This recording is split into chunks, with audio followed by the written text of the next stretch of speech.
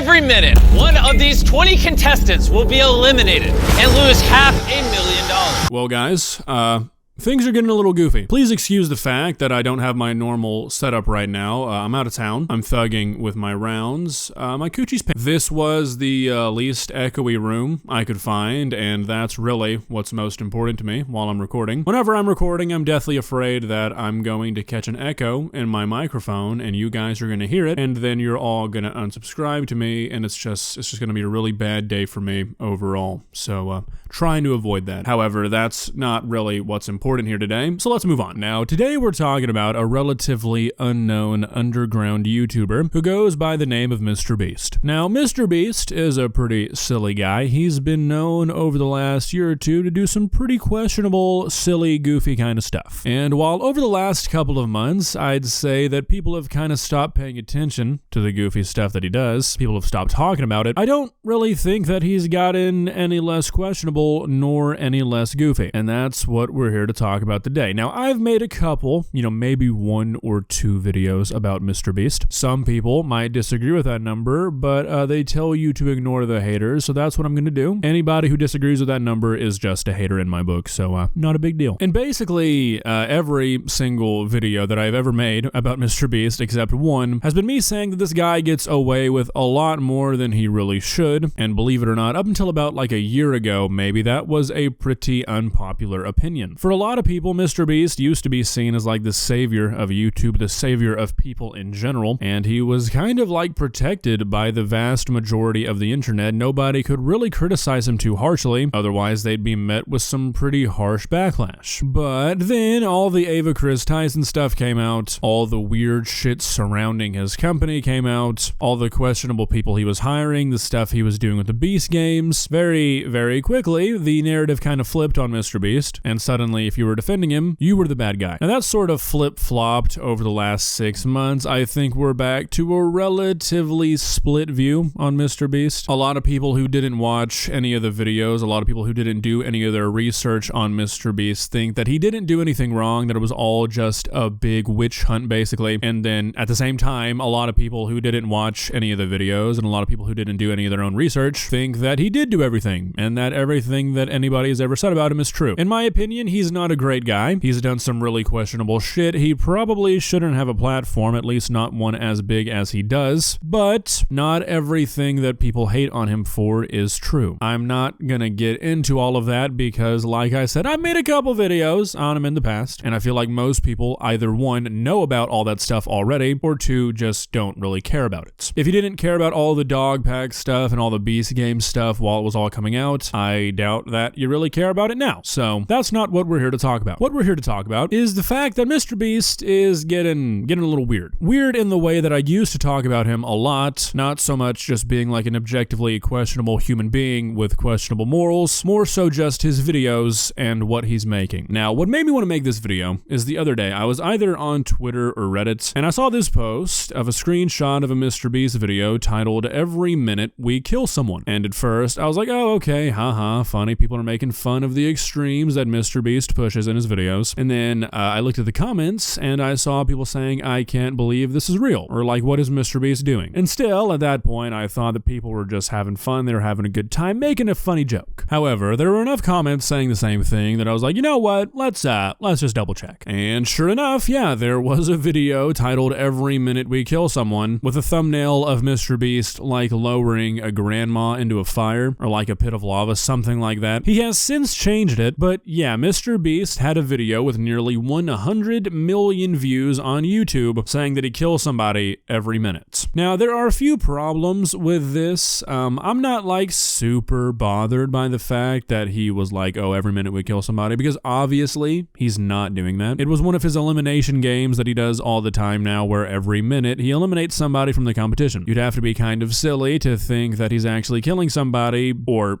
a child, which is definitely who he was targeting with that thumbnail and that title. That's a whole different issue though. Clickbait is something that's always going to exist on YouTube. It's always going to target kids. At this point, it kind of feels like beating a dead horse to really get too upset about that. It's just kind of baked in, it feels. But what I did have an issue with was the fact that MrBeast gets to get away with shit like this. If I titled a video "Every minute we kill someone," it would 100% be demonetized. Hell, me saying the phrase "kill someone" as many times as I will end up in this video might actually get this video demonetized just from me saying it. It seems like MrBeast gets away with a lot that other YouTubers would never be able to get away with, and I mean, like, that makes sense. He's the face of YouTube right now. He's bringing in Google an insane amount of money. It makes sense that they would kind of give him some leeway, but it feels kind of, I don't know, undeserved with all of the drama that he's brought to the platform. Some of that drama being like real bad, serious real life shit. However, just being on MrBeast's channel, I found myself kind of skimming through his other content to see if he was doing anything else similar to this, and I saw something that, I mean, it didn't necessarily like surprise me, but it was interesting to see, and that was the fact that not a single person in any of the comments I could find in any of his recent videos said anything about all of the drama he was in not that long ago. And I feel like when I saw this, suddenly everything made a whole lot more sense. All of the sudden it seemed much more reasonable for MrBeast to title a video something like "Every minute we kill someone," because if you can get away with doing what he did and having the heat on him that he did, what could possibly bring you down? I mean, seriously, think about this. For like a collective month last year, not 1 month straight, but like a collective month, maybe even two, from like all the days and weeks combined, a good collective month or two of 2024, the biggest drama on the internet across basically all social media platforms was everything going on with MrBeast. Insane allegations were being made. A lot of insane allegations were proven to be true. I mean, some career-ending stuff came out about MrBeast. He never even addressed it. Sure, he did that Oompaville interview, but I mean, to say that he addressed anything in that video is a joke. The man had thousands of hours of videos made about him, news articles published, documentaries made, and now nobody gives a shit. I feel like we've entered into a new age of the internet where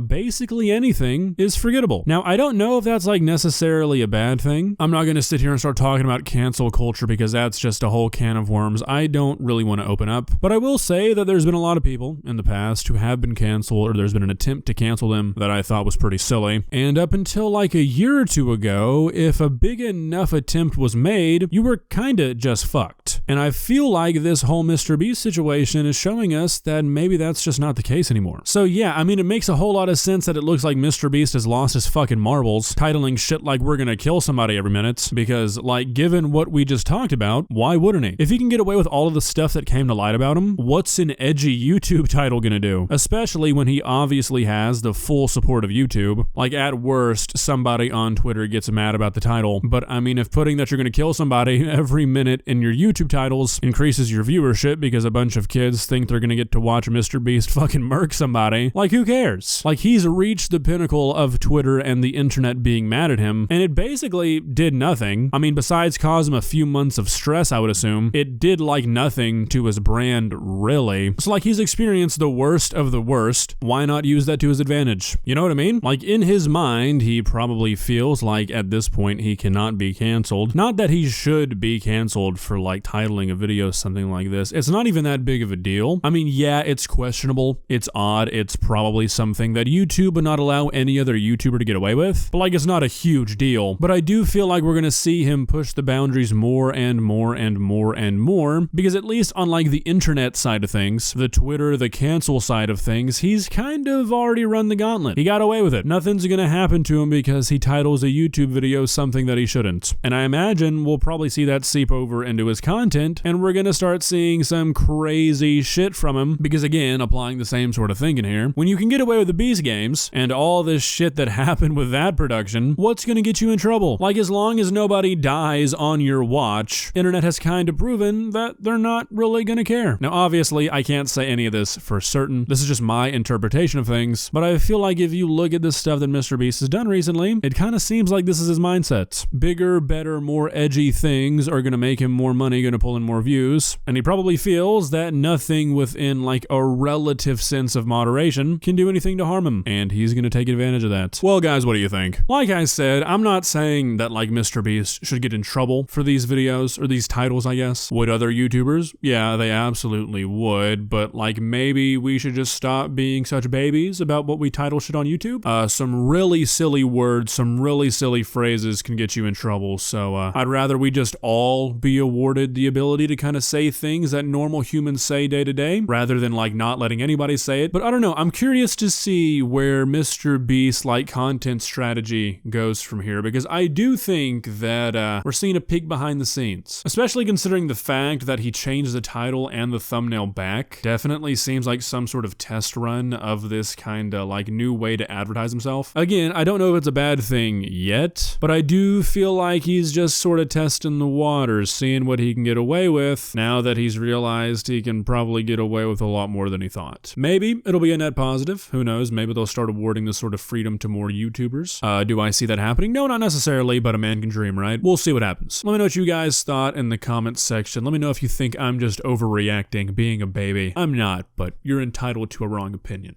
Okay? See ya.